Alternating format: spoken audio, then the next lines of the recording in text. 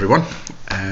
Welcome to our second video in our series on DCS security and how we can protect core system services from external breaches and even internal breaches. What we're going to do is have a quick look over a particular customer data breach, and the last thing you want is to have your customer data revealed to any external organization, as data such as credit cards, financial data is very valuable on the black market. We're going to have a look at general loss of reputation. We're going to have a look at a few common practices. Then we're going to have a look at a little demo and how DCS will actually allow you to block and isolate a particular service, such as SQL Server. Now, if we were to look at as a general rule with most corporate data breaches, there is actually an average cost which has been researched fairly globally, but it doesn't include the costs to your reputation, and particularly when you've got a corporate black eye. The last thing you want is having to deal with the papers, the general news, and so looking at security is very, very important in relation to your core services and also a specific service that stores customer data.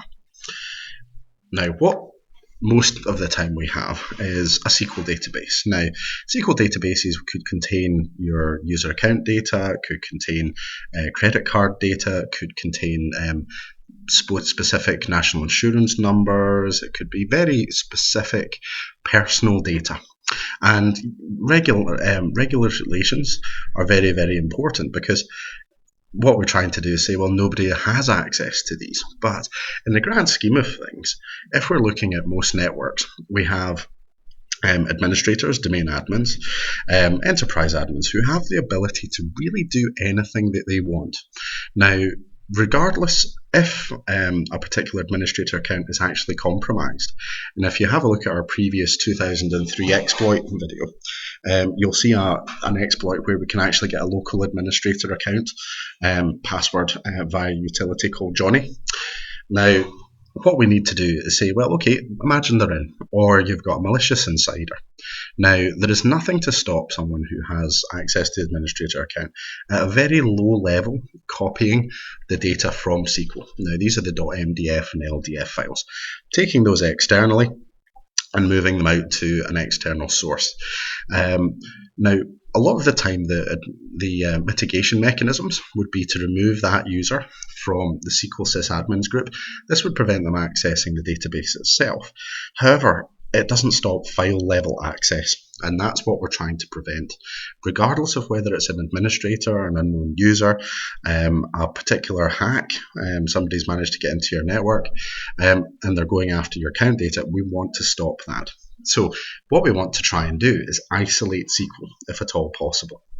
Now, what we're going to do is have a look at sort of what the effect actually would be in relation to your corporate front end.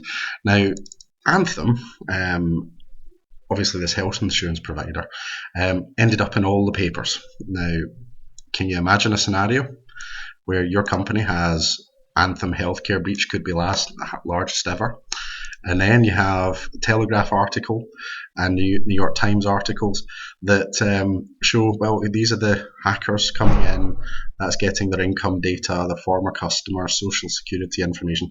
This is something we need to stop. Now, if we were looking at a DCS environment, now what I've got here is a single SQL server, and this SQL server has content, which will just be a little SQL database here. Now, I'm currently logged in as local administrator. Now, there's nothing to stop me stopping the servers that associate SQL, taking a copy of that, and going off and saving it to my documents or a USB stick and going off with that data. Now, this is a big issue because it's one thing setting up permissions, it's another thing making sure the permissions are correct throughout your entire organization. Now, I'm actually going to start up SQL again, and what we have is a DCS policy It's a very restrictive policy. In this case here, what I'm going to do is look at the policy settings. And this particular policy tells the OS that no process has the ability to access the C SQL database folder. So if I look at my changes from base, if we go down to our OS sandbox. Now, the way DCS works in relation to sandboxes will be referenced in another video coming out fairly soon on how it actually operates and how you can deploy DCS appropriately. But in this case, we're going to stop we're going to stop everyone accessing C SQL database star, so that's a block, except C SQL database for the user lab SQL service. Now, that's the account that SQL uses to run its service and access the files. Now, we want to allow that to happen because otherwise SQL will not work, but we want to prevent everyone else having access to it. If we also have a look up here, we're also going to allow modifications to the SQL Server service files, but we're also going to allow SQL, that particular SQL Server.exe, access to any MDFs in that C SQL folder, and also we're going to block all access to logs. In this case, we're also going to stop applications being run. We can see it here. If we go up, there we go. SQL Server X, we're not allowing any SQL Server to be run as a different user account. So that's actually prevented. Now this policy, I'm going to set this at the moment is sitting in a disabled state, which is why that previous example was allowed to happen. Now if we set that to enabled, we're doing okay, and we reapply this to our server, and then go back to our SQL Server, this will start to lock down this particular box. Now if we go back here, if you look down at the bottom where I'm currently clicking, it's set up as prevention is currently disabled. Now if we wait a second, this particular agent will be notified by the DCS server that the policy has in fact changed. And it will then download the policy and enable it locally. What we'll do, you apply it to server 2, finish, we'll go back to our box, there we go. So as you can see here now, this data center security service is now on. Now what I'm going to do is, if we have a look at our C drive, now if we look in SQL database, it'll allow me to go in, but do you notice that there's lots of prevention information going on here? Now I'm currently logged on as administrator, so my policy says only SQL has the ability to see that. Now you can see a lot of file read denieds. If we were to double click this, see it doesn't make any difference. So if I open this up with say Notepad, access is denied.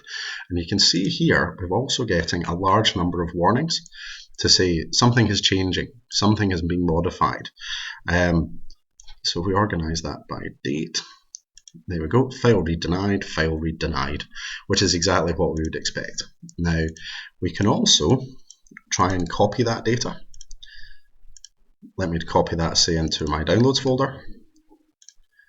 I can't do it, doesn't matter how much I try and click it. Policy states it will not make any difference.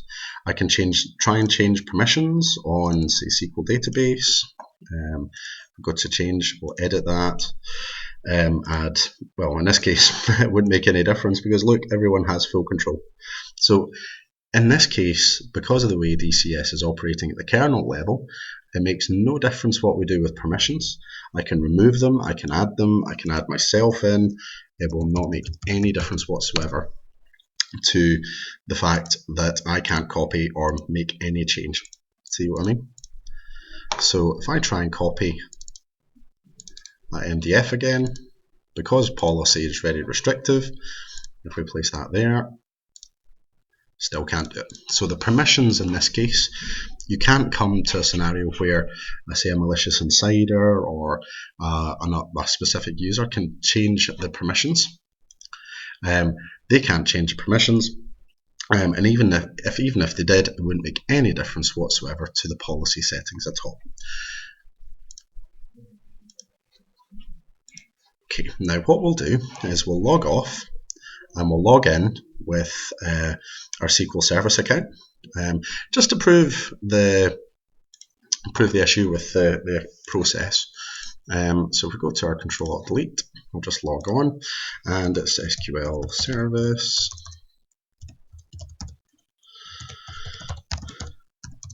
There we go.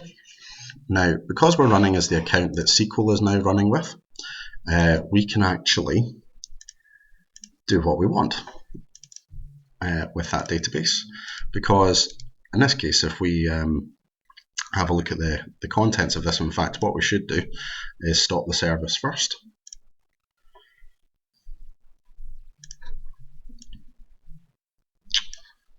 So let's stop our SQL server,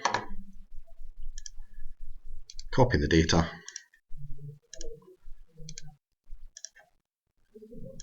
there we go, and it allows me to copy the database file.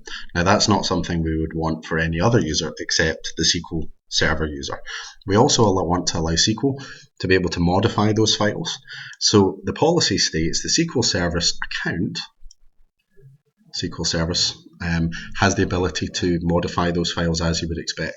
But because it is isolated in its own sandbox, the operating system, any files, any other user cannot get at those SQL databases. I certainly hope this has been very useful for you in relation to isolation of a particular application. If you have any questions, please feel free to leave them in the comments, and I will respond to them as and when you need them. But also feel free to contact me directly if you need any direct advice.